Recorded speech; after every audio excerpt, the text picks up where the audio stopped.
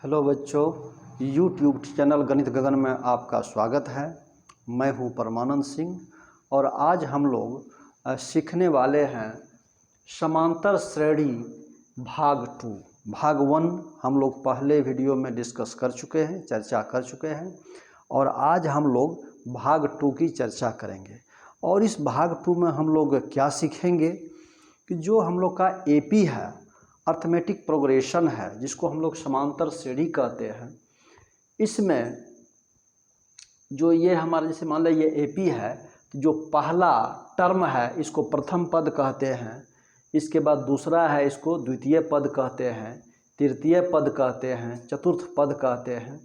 इस तरह से हर एक पद को हम लोग कैसे आइडेंटिफाई कर सकते हैं, निकाल सकते हैं।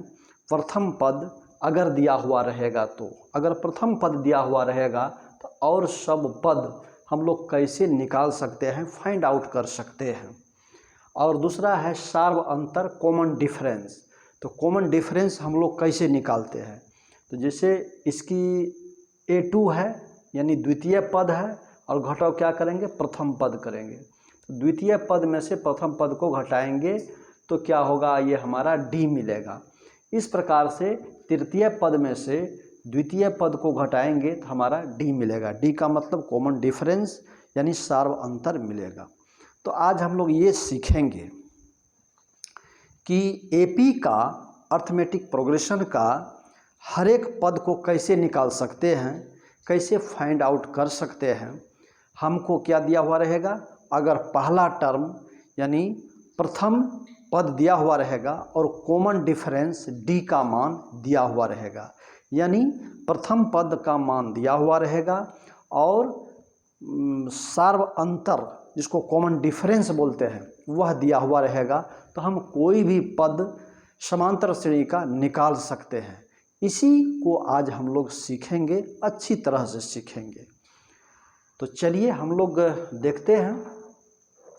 ये समान रिप्रेजेंटेशन है, कॉमन रिप्रेजेंटेशन है। एक एपी को हम लोग मान लेते हैं कि पहला टर्म को A1, तो एक एग्जाम्पल से हम लोग देखिए, मान लेते हैं कि एक एपी है हमारा 2, 4, 6, 8 और मान लेते हैं कि 10। ये एपी है और एपी कैसे है कल भी हम लोग सीखे थे या यहाँ से आज भी देख सकते हैं। यदि ये प्रथम पद है, ये द्वितीय पद है, मान के चलिए कि यह क्या है, A1 है, यह A2 है और यह A3 है और यह A4 है और यह A5 है। मान लिए हम लोग कि प्रथम पद जो 2 है वह क्या है, A1 है, द्वितीय पद जो 4 है वह A2 है, तृतीय पद जो 6 है वह A3 है और चतुर्थ पद जो 8 है वह A4 है और पंचम पद जो A5 है वह कितना है, 10 है, 10 है। ठीक है, तो इसको हम लोग मान लिए हैं कि यह A है, ये A1 है, ये A2 है, ये A3 है, ये A4 है, ये A5 है। तो अब हम लोग D का मान यहाँ से निकाल सकते हैं। तो अगर D की मान निकालने की कोशिश करेंगे, D का मतलब सार्व अंतर, तो A2 माइनस A1, नहीं क्या करते हैं, A2 minus A1, A2 minus A1। तो A2 का मान कितना है, 4, तो क्या लिखेंगे, 4 माइनस A1 का मान कितना है, 2, तो बराबर कितना हो जाएगा, 2। ये कहीं से भी लेंगे इस अर्थमेटिक प्रोग्रेशन में, एपी में कहीं भी लेंगे ये दो टर्म का 10 माइनस 8 करेंगे, 10 में से 8 को घटाएंगे तो फिर भी 2 ही बचेगा। तो यानी कॉमन डिफरेंस जो D आया हमारा इस एपी में वह कितना आया, 2 आया। ठीक है, D का वैल्यू, D का मान इस एपी में कितना आया, 2 आया। यानी इस एपी में पहला पद 2 है और D का मान क्या है, यह भी 2 है। ठीक है, तो अब जो है ये 4 कैसे निकाल सकते हैं, ये 6 कैसे निकाल सकते हैं, ये 8 कैसे निकाल सकते हैं, ये 10 कैसे निकाल सकते हैं, और इससे आगे भी पद अगर रहेगा तो उसको कैसे हम लोग निकाल सकते हैं। तो पहले इसको नोट कर लीजिए, लिख लीजिए, ठीक है। ये हमारा एक उदाहरण है और इसको नोट कर लीजिए, इसकी सहारे से हम लोग बताते हैं, ठीक है। लिख लिए, ठीक, बहुत अच्छा। चलिए, तो d का मान हमारा कितना आया, 2 आया।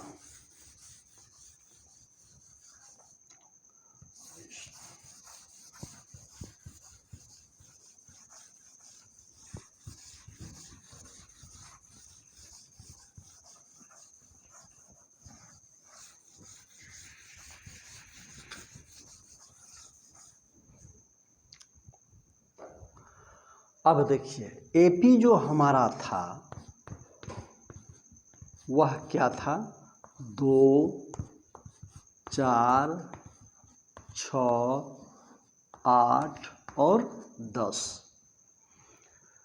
और ये हम लोग माने थे यह क्या है, A1 है, यह A2 है, यह A3 है, यह A4 है और यह A5 है। तो अगर मान लेते हैं कि हम लोग को दिक्कत होता है तो इसमें लाइन भी खींच सकते हैं, इसमें लाइन दे दीजिए, तब हम लोग को पता जाएगा कि A1 क्या है 2, A2 क्या है 4 और D हमारा कितना निकला हुआ है, D का मान कितना निकला हुआ है 2। अब अगर चूंकि हम क्या बताए हैं कि प्रथम पद पता होना चाहिए कितना है और D हमको पता होना चाहिए, तो दूसरे पद को हम लोग निकाल सकते हैं। तो कैसे निकालेंगे, तो देखिए, मान लेते हैं कि A2 हमको निकालना है। क्या निकालना है, A2। तो A2 निकालने के लिए हम लोग क्या करेंगे, A1 प्लस क्या करेंगे D, A1 प्लस D। तो अब देखिए A1 हमारा कितना है, 2 है, D कितना हम लोग निकाले हैं, 2 निकाले हैं, तो 2 + 2 क्या हो जाएगा 4। A2 कितना निकला 4, यहाँ देखिए A2 क्या है 4 है, मिल गया, सही है। अगर मान लेते हैं कि हम लोग A3 निकालेंगे यानी तृतीय पद निकालेंगे तो क्या लिखेंगे, A1 + 2D, A1 + 2D। तो A1 हमारा कितना है 2 जोड़ 2D, तो 2 × D का मान हमारा कितना है 2, यहाँ 2 लिख दिए। अब पहले गुणा की क्रिया होती है, उसके बाद जोड़ की क्रिया होती है, तो 2 दूनी 4 यानी 2 जोड़ 4 बराबर कितना हो जाएगा 6। देखिए A3 में हमारा कितना है 6, यानी तीसरा पद 6 है, तो ये हमारा फॉर्मूला काम कर रहा है। अगर हम लोग A4 निकालने की कोशिश करेंगे तो क्या होगा, तो A1 जोड़ 3D करेंगे, A1 हमारा कितना है 2, A1 2 है, तो ये लिखेंगे 2 प्लस क्या है 3D, तो यहाँ 3 और D का मान कितना है हमारा 2 है। फिर अगर जोड़ है और गुना है तो पहले किसकी क्रिया करते हैं, गुना की क्रिया करते हैं, उसके बाद जोड़ की क्रिया करते हैं। तो 3 दूनी 6, तो क्या लिखेंगे 2 जोड़ 6 बराबर कितना हो जाएगा 8। अब देखिए A4 हमारा 8 है, आ गया। तो इस तरह से हम लोग द्वितीय पद, तृतीय पद, चतुर्थ पद निकाल लिए। किसके सहारे से, कि हम लोग का प्रथम पद दिया हुआ रहे और D का मान दिया हुआ रहे। D का मतलब कॉमन डिफरेंस, दैट मीन्स सार्व अंतर। तो हम लोग ये निकाल लिए। पांचवा A5 हम लोग निकालने की कोशिश करेंगे। इसको लिख लिए, ठीक है, बहुत अच्छा। तो अब अगर हम लोग पांचवा निकालना चाहेंगे,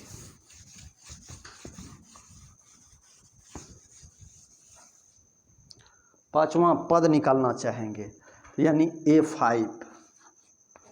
A5 बराबर क्या लिखते हैं A1 + 4D तो अब देखिए A1 कितना है हमारा 2 है, 4 गुना D कितना निकला हुआ था 2 निकला हुआ था। अब चलिए पहले गुना की क्रिया करेंगे, उसके बाद जोड़ की क्रिया करेंगे। तो अब लिखेंगे 2 प्लस 4 दूनी 8 कितना होगा 8 2 10। देखिए A5 हमारा 10 है, A5 10 है। तो इस विधि से हम लोग क्या निकाले कि AP का कोई भी पद हम लोग निकाल सकते हैं यदि हमको A1 प्रथम पद दिया हुआ रहे और कॉमन डिफरेंस सार्व अंतर D का मान दिया हुआ रहे। इस प्रकार से हम लोग कोई भी पद का मान निकाल सकते हैं। ठीक है, चलिए तो अब देखिए हम लोग अगर इसका अवलोकन करेंगे, जो हम लोग अभी सीखे, तो किस तरह की बात सामने आती है।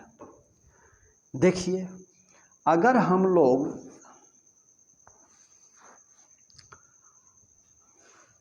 A2 लेते हैं तो क्या करते हैं, तो A1 प्लस क्या करते हैं D करते हैं।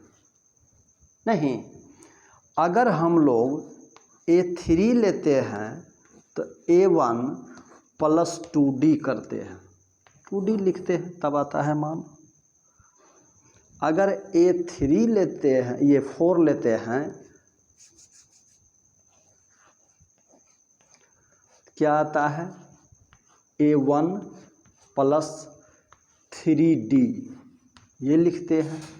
अगर A5 लेते हैं तो इसको लिखते हैं A1 और प्लस 4D निकल जाता है।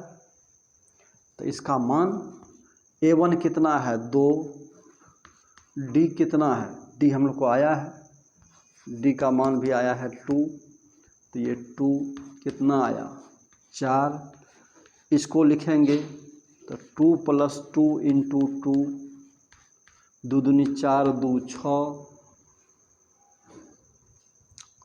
इसमें 2 प्लस 3 इंटू 2, 3 दूनी 6 2 8।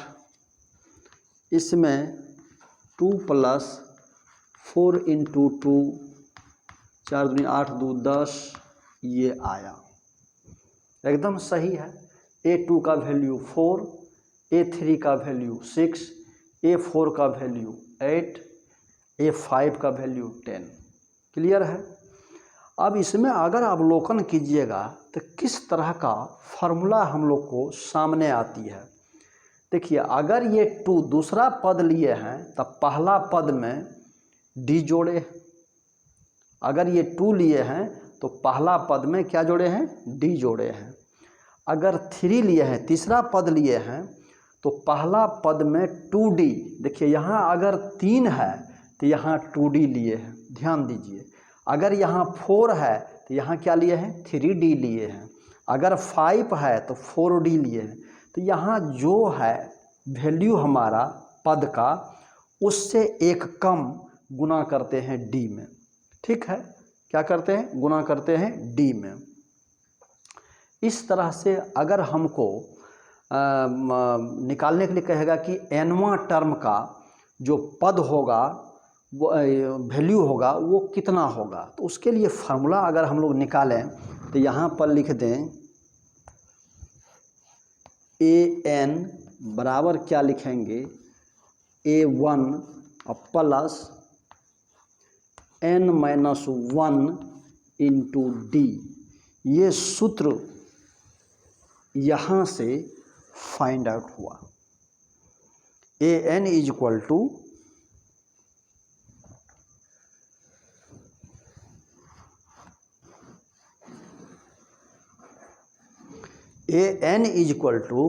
A1 plus n-1 into D आया। ठीक है, ये समझ में आया।